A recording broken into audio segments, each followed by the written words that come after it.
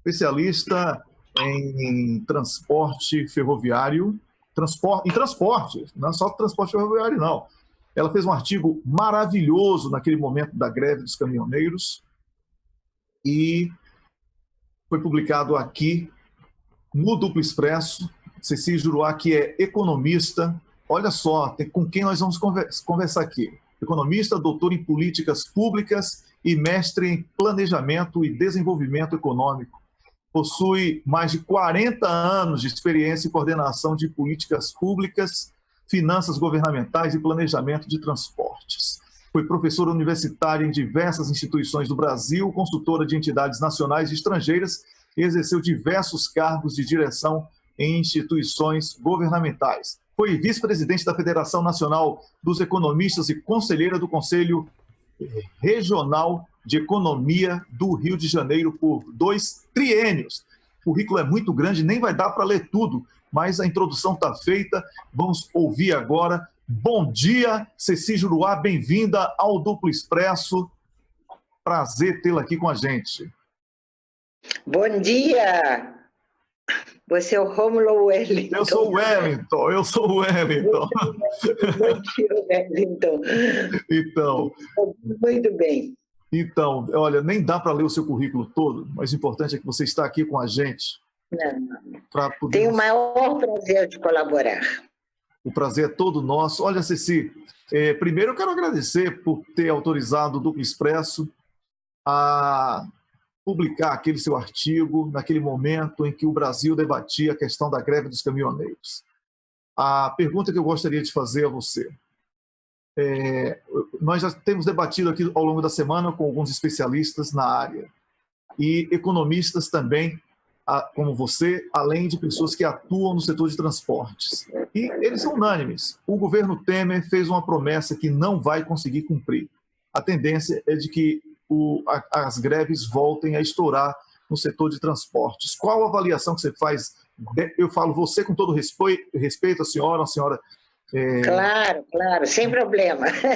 Então, eu gostaria de saber qual a avaliação que você faz sobre esse momento que antecede aí vamos dizer, esse período curto de fôlego conquistado por Temer com mentiras que não serão cumpridas. Eu acho que o problema nem é tanto do governo Temer. Na verdade, o nosso sistema de transportes ele está totalmente desarticulado há bastante tempo. Tá? Eu lembro que por volta meados dos anos 50, Getúlio Vargas entregou uma rede de 37 mil quilômetros, Wellington. Sabe o que é isso? 37 mil quilômetros em 55, portanto, há mais de 60 anos. Depois veio a política das rodovias e algumas ferrovias foram colocadas desarticuladas, né, desmanchadas, corretamente. Mas, assim mesmo, muita coisa se construiu nos anos 70 e 80, e eu penso essencialmente na ferrovia de Carajás, e nessa aqui essa ferrovia que é chamada do Aço, né? Foram as duas grandes ferrovias. A partir da década de 90, nós desarticulamos a rede ferroviária. Então, em primeiro lugar, deixou de haver um sistema nacional. O argumento básico foi a questão do déficit, né? Da rede ferroviária. Se você olhar hoje, aquele déficit era muito pouco relativamente as falhas que nós encontramos hoje no sistema de transportes. Ao mesmo tempo que a rede foi desarticulada, também o Lloyd brasileiro foi desarticulado.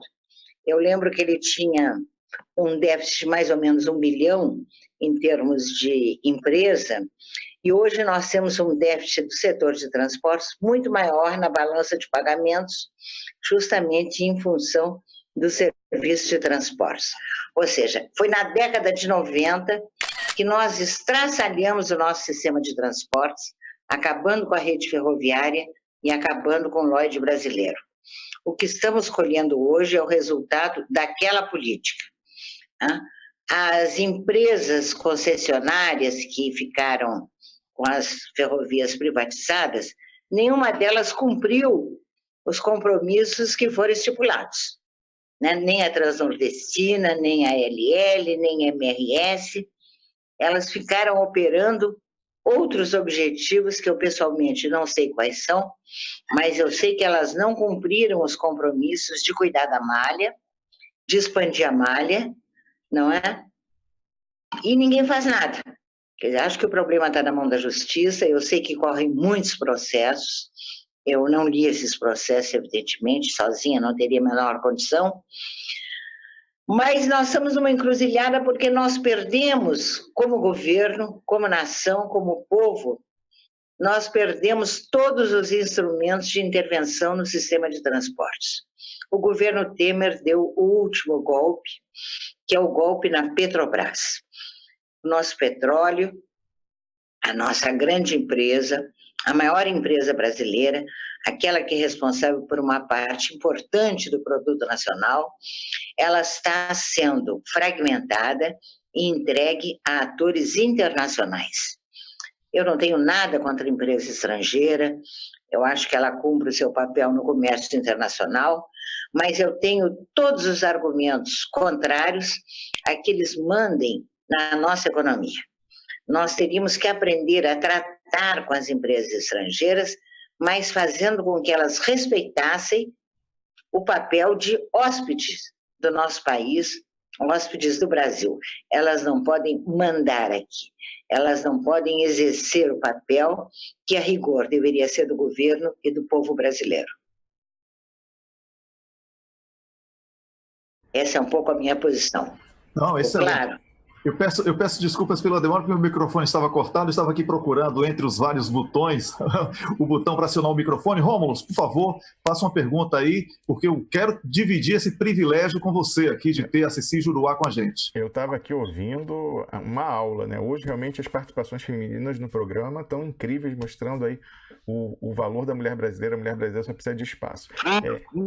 Ceci Juruá, eu queria perguntar o seguinte: alguns economistas já conversaram aqui com a gente a previsão de que é impossível que o Michel Temer cumpra o que ele prometeu naquele acordo. A gente está vendo aí diversos ataques já ao tabelamento, eles terceirizaram dizendo que é uma questão da Agência Nacional de Transportes Terrestres, para não ficar com o abacaxi na mão. Já tem um questionamento no STF por parte da Confederação Nacional da Indústria, que joga ali combinado. Ao mesmo tempo, o ministro Alexandre de Moraes, que é o relator, impôs uma multa de mais de R$500 bilhão às transportadoras, que é mais na verdade, ele não quer que pague, ele quer um mecanismo de dissuasão para que elas não possam voltar a uma mobilização já na expectativa do descumprimento. Não vai nem reduzir o valor do diesel e nem esse tabelamento do frete vai ser aprovado. Se for aprovado, vai ser com um valor módico que não para ser o equivalente a nada. Então, eu queria perguntar se você compartilha dessa previsão de que vai haver uma nova conflagração aí nessa questão do governo com os transportadores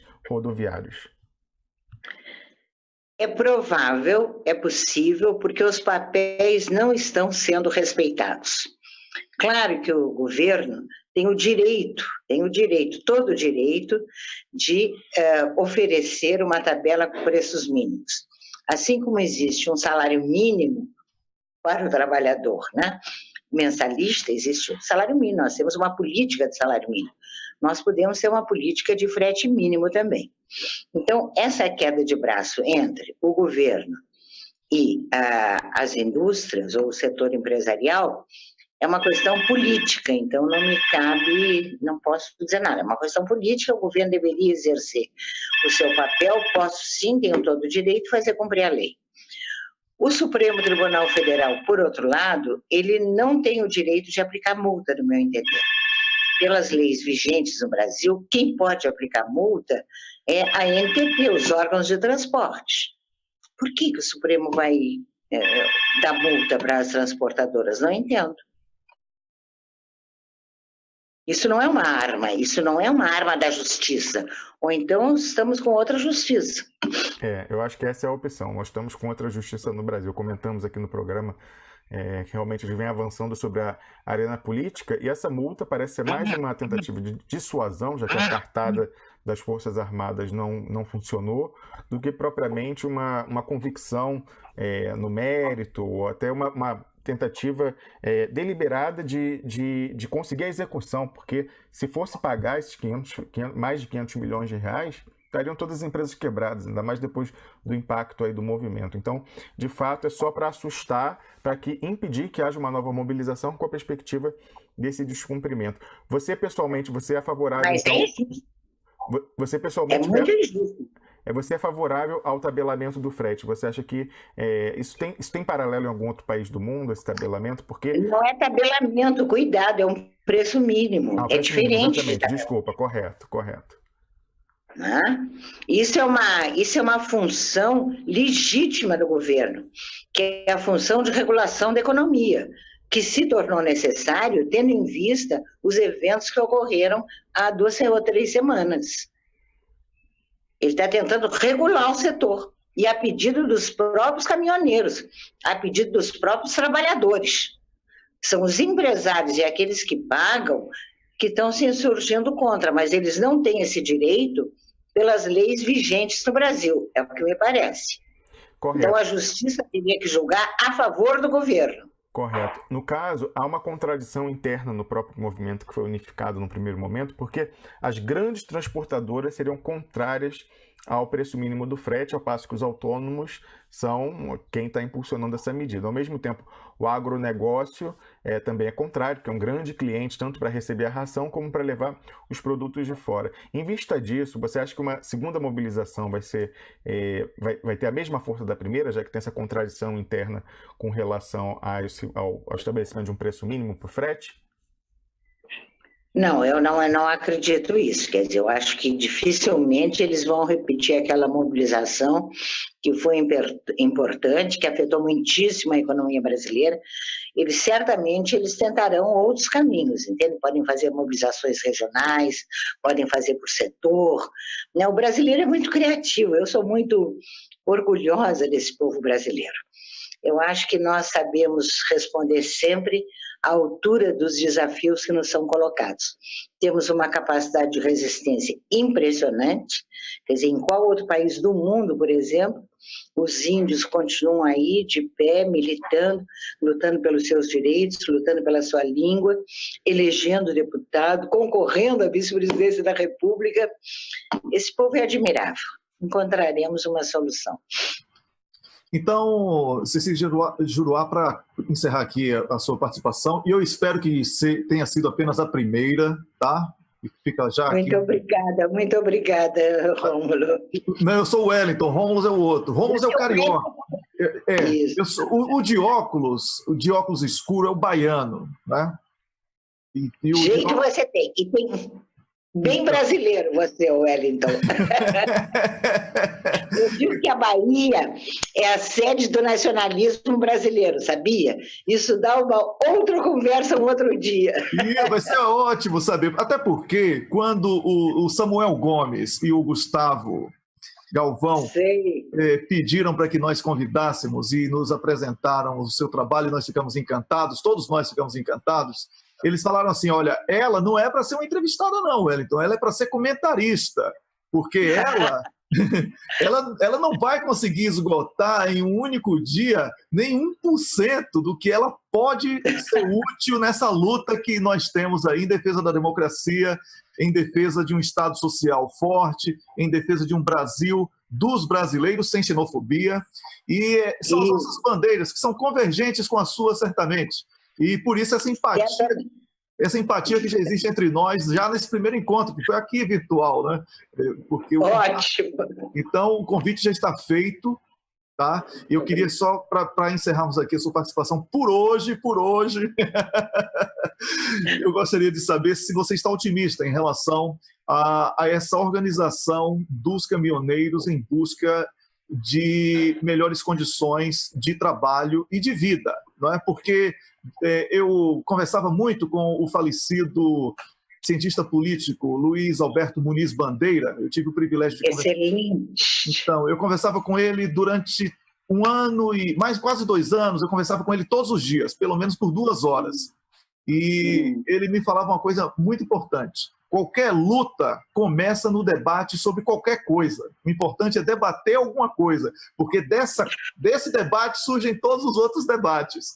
Então, concordo plenamente, sou fã do Muniz Bandeira. Pois é, que falta ele faz para a gente. Então, eu gostaria de saber se essa luta dos caminhoneiros pode ser o embrião desse ressurgimento, talvez até da refundação do Brasil.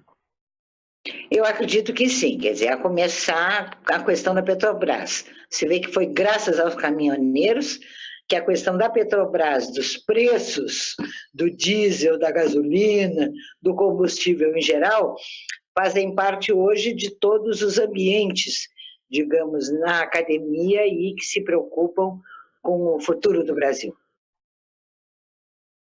Pois é, muito obrigado, Ceci Juruá, por ter dado essa oportunidade singular ao Duplo Expresso e ao nosso público, sobretudo, de ouvir a sua sabedoria. Espero tê-la aqui, como falei há pouco, em outras oportunidades. Um bom fim de semana e, mais uma vez, muito obrigado. Muito obrigada também, Wellington. Bom fim de semana para vocês. Felicidades, conversamos aqui. Até a próxima, se Deus quiser. Opa, Deus quer. Camila, ela falou até a próxima. Está gravado já aí, Camila. E vamos... Um grande abraço. Conversamos aqui com o economista Ceci Juruá. Vocês viram aí uma grata presença no nosso programa, que elevou em muito o nível do programa de hoje. Como o Rômulo falou, foi um programa muito bom. Lamentamos a ausência do jornalista César Fonseca, que esteve ausente por problemas técnicos, mas daqui a pouquinho mesmo, o post já está pronto, vamos publicar o post com um texto espetacular dele, falando como a China entrou na luta pela liberdade de Lula. Espetacular isso, daqui a pouquinho, dentro de alguns minutos aqui no Duplo Expresso, e também o César Fonseca vai gravar um vídeo comentando este texto e nós vamos publicar depois dentro desse próprio post, tá bom? Rômulo, vamos